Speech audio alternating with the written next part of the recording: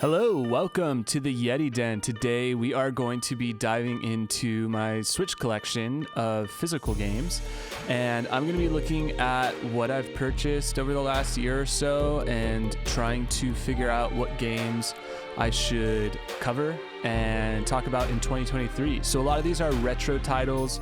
A few are indies. These are all games that have caught my eye, whether at Best Buy or GameStop or various places that I may have walked into and picked up a game for. So yeah, let's talk through my collection, and I'm excluding the games that I've covered or am about to cover. But yeah, let's start diving in. So first up, we have Mechanicus, which is an indie. No, actually, I should say, I would assume this is actually a AA because it's Calypso published. But yeah, this is a Warhammer tactical RPG.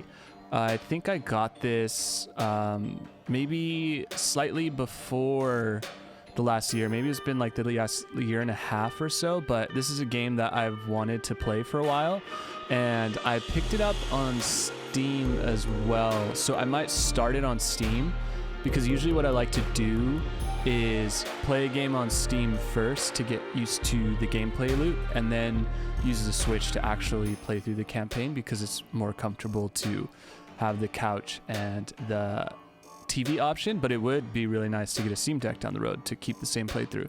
So yeah, this is a game that I've maybe checked out once, but have been meaning to play through all the way, and especially on the Switch, I think it could be really fun. But this will require me to dive into Steam first, get comfortable, and then once I have that base knowledge is when I like to go onto the Switch, because I find that games are easier to learn on the Switch once I've already been able to get comfortable with the controls and the gameplay loop on the computer.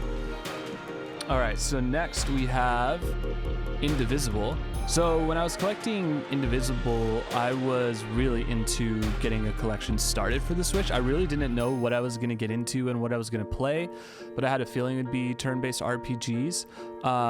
As of late, I've been mostly focused on completing bigger, longer games. So this, I believe, is probably a shorter game, but this is I want to say turn-based RPG with platforming. Don't quote me on that, but on the back it says RPG action and platforming collide as you explore a vast hand-painted world, hand-drawn 2D art and animation fused with intense real-time battles. Recruit over 20 playable characters in an epic quest to save humanity.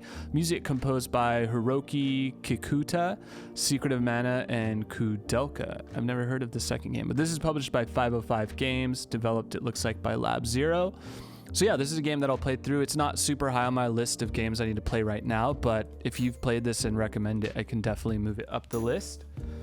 All right, next we have Mario Rabbids and Kingdom Battle. So I've been playing a lot of XCOM this year, and I picked this up because I thought it might be fun to one day try the Nintendo Ubisoft collab that is supposed to be a great XCOM-like. So yeah, that's what this game is. So this is not one that I feel I need to play right away, but it's one that I definitely want to check out, and I thought it would be fun to have it physically.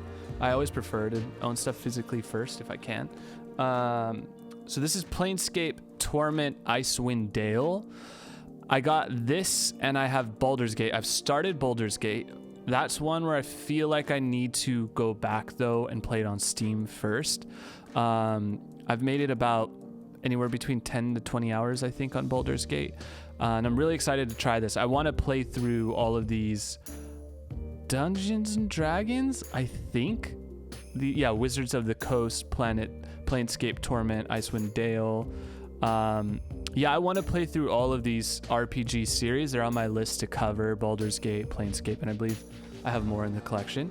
But yeah, I didn't grow up with CRPGs like this, so I bought a lot of these before I bought my gaming laptop, so the laptop is helping me be able to dive deeper with some of these computer-based role-playing games. Next, we have Final Fantasy XII, the Zodiac Age. So when I was buying the Final Fantasy games, I was intending to go through all of them in order, which is not really the smartest thing to do. But yeah, I've started Final Fantasy 1.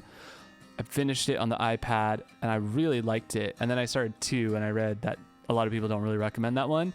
So now when I got the Xbox Series X, I decided to, pick up any cheap used games I can for fun. And I had gotten Final Fantasy 15, which I actually liked, but I didn't make it very far. I need to go back and finish it. But I've also read that people don't love that one either. So yeah, I have several of these, but let me know which ones I should play first. I've heard 6 or 3 and 7 obviously are great starting points. So here we have BioShock. I played through BioShock on the PS4 and the PS3. I thought it would be fun to have handheld. And there's also DLC, which is surprising to me because I've never played the DLC and I don't really understand how it works. So this definitely makes me excited to play through it again and try the DLC. That's something I'm going to be focusing a lot on in 2023, is playing retro titles where I might have skimmed through the main story, completed it technically, and then never checked out the DLC. So that's basically most games for me. So yeah, there's a lot of cool games from the PlayStation 3, Xbox 360 era that I maybe only played a little bit of, mostly main story. And so BioShock is one of them. I've never played the DLC. It says Minerva's Den, Protector's Trials, Clash in the Clouds, Burial at Sea, Episode 1 and 2, Columbia's Finest Pack, Early Bird Special Pack. I think those are just literally downloadable content as opposed to like story add-ons. Museum of Orphans. So yeah, if these are story add-ons, I would be really curious to know what people think of them. Let's see here. Okay, Legend of Zelda Breath of the Wild. So I have friends that really like this game, and I play it with my friend Nate when he comes over because this survival RPG-esque action adventure genre I struggle with because I didn't grow up with Zelda-like games. So I would classify maybe Zelda, The Last of Us, the Arcane games as that, I guess Resident Evil, where there's a lot of puzzling, there's a lot of discovery, some survival mechanics, crafting mechanics. Those type of games don't come naturally to me, so I need to play through this and experience it for sure. And Nate will probably help me do that. So Shin Megami Tensei 3. So I've started Persona 5 and I really like it, and so I thought it'd be fun to collect as many Shin Megami Tensei games as I could. And this was on sale and I grabbed it, and this is one that I'm excited to play through. I also have a 3DS, so I have some games on there, which I'll cover in another video. But yeah, this one I'm super excited. I want to play through all of the Atlas games. All right, let's see what we have next. Trials of Mana. So Trials of Mana is another JRPG that when I got the Switch, I was just excited to try a bunch of JRPGs that I missed out over the generations of PlayStation 1, PS2, the Vita. So yeah, this one, I'm not sure what system this came out on originally. I believe this is a remake. It says, forces of evil are attempting to unleash destructive mana beasts upon a once peaceful land to stop evil from taking control. 6 heroes set out on an epic adventure to defend their kingdoms and the power of mana. Choose your hero and companions from 6 different characters, and the story will play out in different ways. Switch between characters in fast-paced, real-time battles. Change your appearance, magic, and special attacks by changing your hero's classes. So what I'll probably do is I'm building out a list of games that I want to cover in 2023, and there's these core games that I really want to play on the Xbox Series X, and there are a lot of backwards compatible or older RPGs or RPGs that came out in the last 10 years. So those are kind of my main focus for like Q1 of 2023. But then in between, I want to pepper in other games. And I always try to play one game per system. So one of these might be coming up on my list to play, and then I'll work it into covering it more deeply. So this is an indie title called Nexamon Extinction. And this is basically a Pokemon-like It says, join the Tamers Guild and begin an epic journey. Discover diverse regions, challenge rival tamers, and fight formidable foes in turn-based battles. I just really like games with this art style. And when I bought the Switch, I was really excited to just find new IPs and game developers and publishers and just figure out what my favorite type of games are. And there's nothing better for me than discovering new games. So yeah, this is one that I thought I'd just buy on a whim and try it. And I think I've heard some other YouTubers talk about it. But yeah, I'm excited to play this one. All right, so Neverwinter Nights. This goes in the collection with Planescape and Baldur's Gate, but this one says, slink through the shadows as a deadly half-elven rogue, wield fearsome magics as a powerful gnomish sorcerer, vanquish your foes as an armor-clad dwarven paladin. Whatever hero you create, incredible adventures await. Discover magic, wonder, and danger at every turn on your own with friends in these classic Dungeons and Dragons adventures. Game in English, multiplayer, and additional languages available for download. So I guess there's a multiplayer feature to this. No booklet, but yeah, I'm excited to play through this.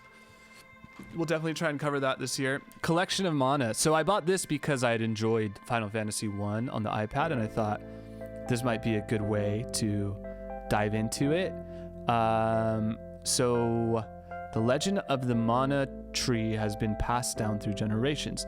The first 3 titles in the seminal Mana series all in one experience these memorable adventures on Nintendo Switch. So the reason why I said Final Fantasy is there's Final Fantasy Adventure, the title that started it all. Become the knight you are destined to be and put an end to the Dark Lord's plan to control the life-sustaining Mana tree. So I think this is the Mana series that got branded once as Final Fantasy in order to bring more exposure to it, but don't quote me on that. And then Secret of Mana, 1 sword, 3 playable adventures, 8 mana seeds. Join the classic adventure to protect the world and the Mana tree from the Empire. Trials of Mana. Play the 3rd game in the Mana series for the very first time in English. Experience a unique journey that evolves based on the hero you choose. So retro titles are always difficult for me. I love retro games and retro art styles. So I will definitely space this out and try to work my way through it. But yeah, I just love these covers. And so this is the Mana series. I think there's a Final Fantasy collection that's like Final Fantasy that's similar to this that I would want to collect on physical as well. All right, we have Yez Origins. So I'm really excited for this one because I have several Yez games. Right now I'm playing through Yez 8, I think. The really popular one. Maybe that's Yez 7. I'll have to check. But this is Yez Origin, and this says, with its captivating story, stirring soundtrack, and epic boss battles, Yez Origin remains one of the best action RPGs of all time. Following a devastating demonic invasion, the twin goddesses use their magic to bring the inhabitants of legendary Yez safely into the sky, while the demons work to construct the Devil's Tower and reach the humans' new abode. The goddesses disappear. As a mighty warrior or a cunning mage, you must seek the goddesses in Devil's Tower. With your swordsmanship and spells, can you banish evil from the land of your ancestors?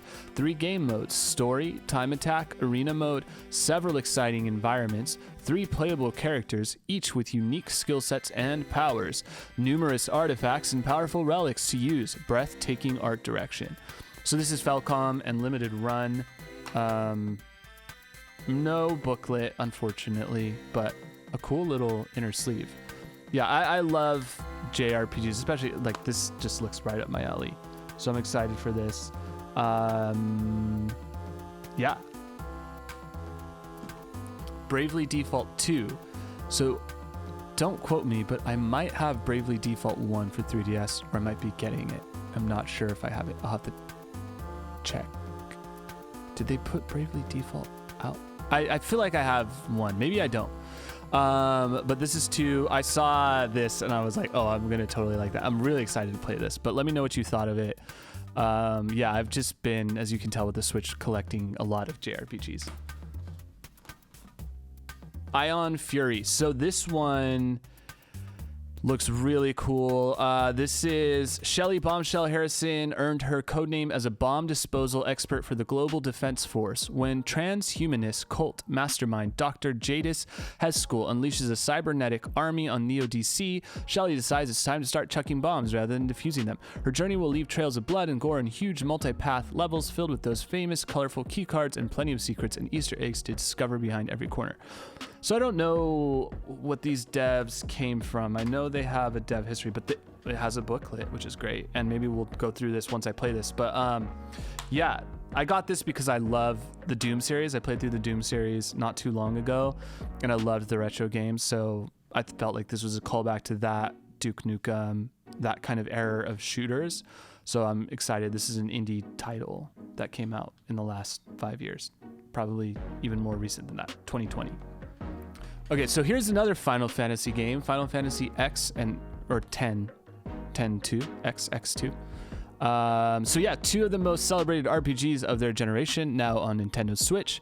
Enhanced HD visuals and reconstructed graphics for a richer experience. Over 200 hours of gameplay, including the international version content. Switch between the original and remastered music of Final Fantasy X. So again, I don't know what is the best Final Fantasy game on Switch, but let me know, because I'm probably not going to take the chronological approach that I initially was thinking. I've kind of restructured how I want to play games, and it's going to be prioritizing the games that I think I'll have the most fun with and peppering in new experiences so my brain isn't always stuck in a puzzling state of trying to learn all these new mechanics. But I want to experience all these games, so let me know what the best way to do it is for Final Fantasy, especially on the Nintendo Switch. So then Mechanicus, we already talked about. I think those are all the Switch physical games. So yeah, I would say out of these games, the ones that I'm really excited to get to as soon as possible would probably be the Planescape, Neverwinter Nights, Trials of Mana, Shin Megami Tensei 3, BioShock DLC, the Yes games, and Bravely Default. So hopefully I can pepper in one of these as I'm playing through some of the other RPGs that I'm covering. So yeah, let me know what you think. Are there any games in your backlog that you hope to play in 2023? And are there any that I should add to this list? So I will be covering a digital version where I'm going through my Switch library. So stay tuned for that video as well, or check it out if it's already out. And there will also be a 3DS video. So yeah, let me know what your thoughts are. I'll talk to you guys later. Bye.